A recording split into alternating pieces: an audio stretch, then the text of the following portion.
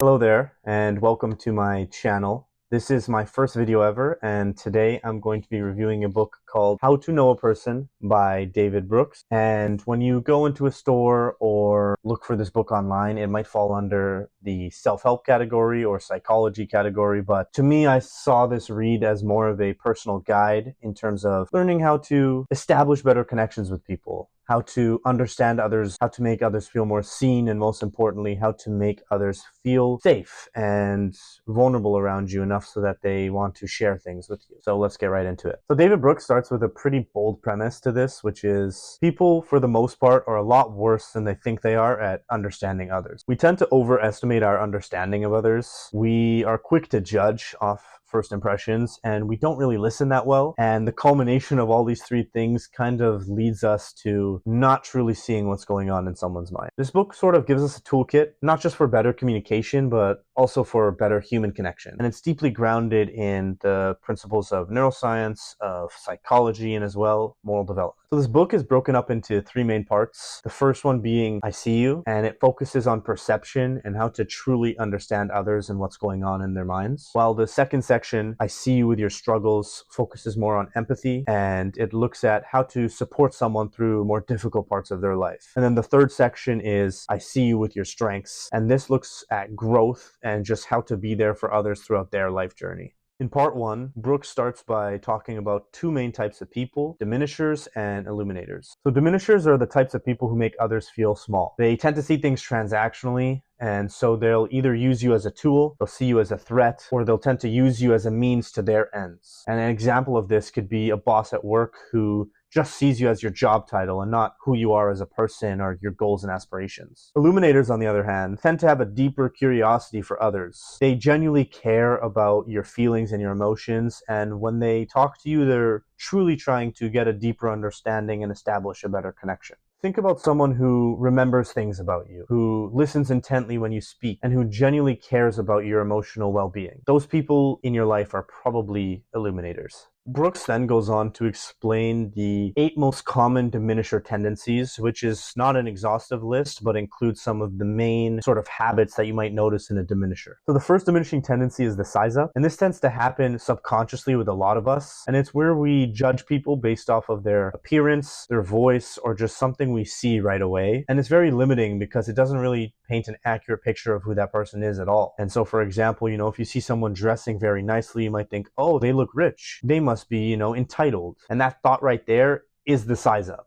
The second diminishing trait is egotism. And this is when someone becomes so self-centered that they can't actually make space for anyone. And they tend to try to make the conversations revolve around them. For example, you could be talking about a struggle and someone will butt in with, oh, well, that reminds me of a time when I. It's this constant pullback of the conversation to revolve around them, whether they realize they're doing it or not. So the third diminishing trait is anxiety. And this is when you're so stuck in your own head and thoughts that you can't really listen to what's going on. You're too busy thinking, what do they think of me? How do I respond next? And you actually block the ability to be present with that person. The fourth diminishing trait is naive realism. And this is just the idea that your worldview is the only one that's correct or that exists. And so you can't really understand or you don't agree with anyone else's worldviews. So you might think, how can someone believe that? I don't know how they could support Donald Trump. I don't know how they could watch baseball. Things like this. The fifth diminishing trait is the lesser minds problem. And it's this idea that because we are always listening to our inner thoughts, but we can only hear other people's thoughts when they decide to verbalize it to us, that we end up believing that we are more complex than other people, or that others are more simple than we are. This can be clearly evident in more introverted people, for example, who are thinking a lot but don't tend to speak as much. And because of that, someone more extroverted or outgoing might think that they are more complex or that there's more to them than the other person. The sixth diminishing trait is objectivism, which happens a lot in the workplace, and it's the idea that sometimes people tend to see others just as data or as roles. For example, if you're a doctor, you may only see your patients as a symptom, or if you're a manager, you may only see your employees as the productivity that they produce. The seventh diminishing trait is essentialism. And this is basically grouping people into an identity. So for example, you might think, oh, that person is a Democrat. Oh, that person is a jock. Oh, that kid is a millennial. You assume you know someone based on one trait, and because of that, you stack assumptions on them. The eighth and final diminishing trait that Brooks talks about is the static mindset. And this is the idea that people look at others for who they were and not who they've become. Parents are usually victim to this mindset because they'll always see their kid as a child. So even when you're a grown adult, they might still see you as that 15-year-old who didn't know how to cook or do their own laundry. So after going over all the diminisher qualities, Brooks looks at how we can actually become illuminators. One trait you have to develop to become an illuminator is tenderness, or just the ability to see others in their emotional state and be there to comfort them. And this isn't just analyzing or understanding what someone's thinking, but it's having a genuine, deep concern and really feeling for other people. The second illuminator quality is receptivity, or being a receptive person. And this looks at really quieting your own ego so that you can make space to listen to someone else. The third illuminator quality is having an active curiosity. And all this means is being able to ask people genuine questions and really trying to imagine things from their perspective. The fourth illuminator quality is being an affectionate person. And this is similar to the story of the Good Samaritan. You know, you see someone in pain or someone in need, you're compassionate enough to be moved to action because of that. Rather than passing someone by on the street that is clearly in need of help, you'll take the time out of your day, even if it's inconvenient, to check on them because they're another human and you feel compassion for their situation. And because of that, you're moved to action. The fifth illuminator quality is generosity. This can come in the form of,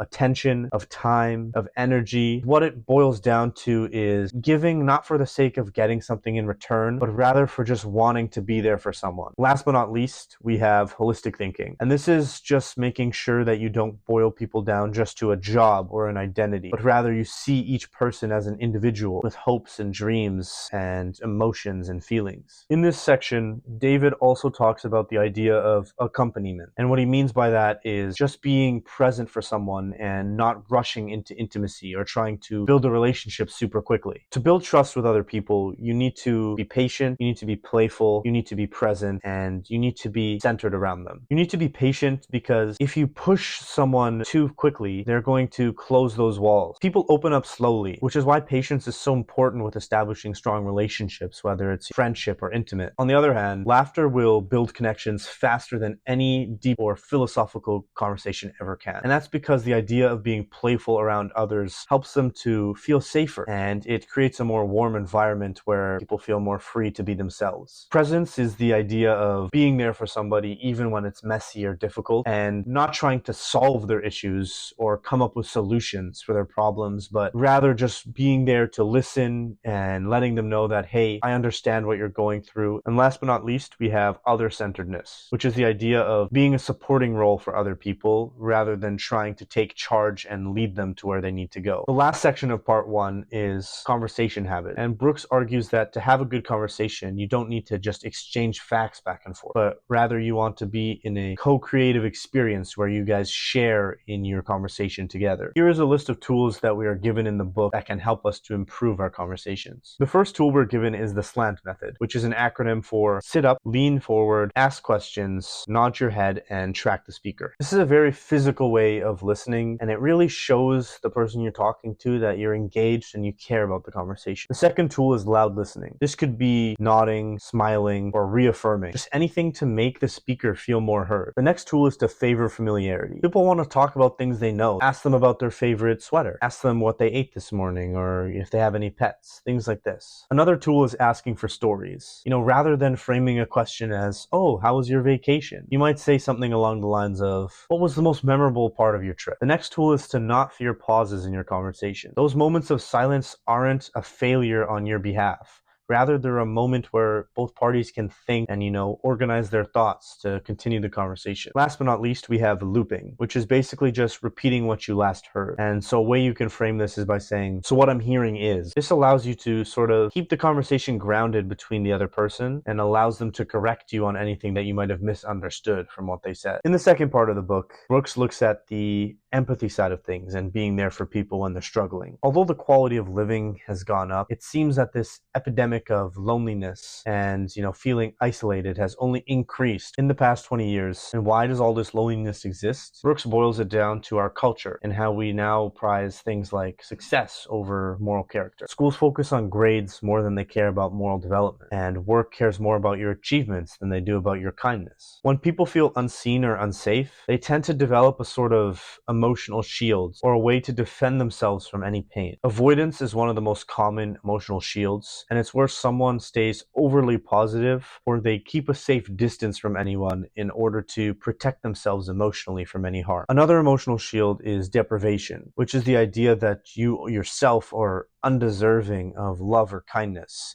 and we sort of tend to wallow in our own misery and, cycle through these feelings of unworthiness. Another emotional shield that people tend to have is overreactivity, which essentially is seeing danger everywhere, or maybe in places where there isn't any danger, simply because you have some trauma or past experiences that haven't healed properly. And lastly, we have passive aggression, which is another common form of emotional shield. In a sense, when you're being passive aggressive, you're trying to manipulate others emotionally, and it stems from your rooted fear of conflict. And it's not to say that these defenses, these emotional shields that we carry, were always bad. In fact, at some point they were good, and the reason we have them is because they worked for us. But as we continue to grow and evolve as people, they become a hindrance, and they actually block us from establishing deeper connections with other people. So we have to sort of learn to let those go and grow out of those defenses. After identifying and looking over these emotional shields, the book takes a pivot into the practice of empathy and highlighting that empathy is not an inherent trait, but rather a skill that's developed. In the book, Brooks lists 3 main ways in which you can learn or improve your empathy skills. One way we can grow our empathy is by practicing mirroring, which is the idea of mimicking someone's facial expressions, their tone, and their body language. The second way we can grow our empathy is by mentalizing, which is putting yourself in another person's shoes and saying what makes them feel the way they do. And last but not least, the third way to improve our empathy, which is mentioned, is caring. And what this means is understanding that what someone wants may not be what you would want in that same situation, and identifying what that need is for them and being able to provide that. To begin the last section, Now I See With Your Strengths, David looked at the big 5 personality traits and how that could help us understand or identify someone's personality. The big 5 personality traits include extroversion, conscientiousness, agreeableness, openness, and neuroticism. The main point that David highlights is the fact that every personality trait is a gift, but every gift also comes with a trade-off. For example, extroverted people are always more social and energetic. They bring life to the conversation and to a party. But on the flip side, they're also more prone to burnout and they are more at risk of addiction. Conscientious people, on the other hand, are very organized and goal-focused individuals, but they can be very rigid and guilt-ridden when they're not following up. Neurotic people, on the other hand, are very sensitive to negative emotions. So that means that they're pretty good at spotting dangers, but it also leads them to tend to spiral in emotion. Agreeable people are very kind and forgiving, but on the flip side, they tend to avoid conflicts at all costs. And lastly, people with openness tend to be much more imaginative and curious, but they tend to shy away from structure and schedule. After listing off these big 5 personality traits, Brooks moves into our life task or our life goal, and he breaks it down into these steps of inner growth. The first task that he identifies is the imperial task, in which we are basically proving our self-worth and our competence to the world. We're trying to accomplish things and make a foothold for ourselves. Our second stage is the interpersonal task, in which we look to build meaningful relationships and navigate the difficulties of rejection. The third stage for most people is career consolidation. In career consolidation, we tend to try to find our vocational purpose. In this stage, we tend to neglect other parts of our life in order to focus on our goals within our work. The fourth stage of inner growth, which usually happens towards the second half of our life, is generativity. And this is when we tend to try and help others as much as we can and act more as mentors. And the last stage of inner growth, which usually happens towards the end of our lives, is the idea of integrity versus despair. Integrity versus despair looks at trying to make peace with your life story, not regretting decisions you made or opportunities that you missed, but rather being satisfied with the life you lived and everything you've accomplished. You can tend to better understand somebody if you can identify where in these 5 stages they are in their life currently. And lastly, to wrap up the whole book, Brooks shares his thoughts about wisdom. Brooks highlights the fact that you can't really know your true self if you don't have a story. Brooks tries to highlight the fact that wisdom isn't actually about having all the knowledge. Rather, it's about creating a safe space for people to share, acting as a supporter to their story, and making them feel very seen. That's going to wrap it up for my book review of How to Know a Person by David Brooks. Thank you so much truly for watching if you are, and hopefully I'll be coming out with another video soon. So thank you very much and enjoy the rest of your day.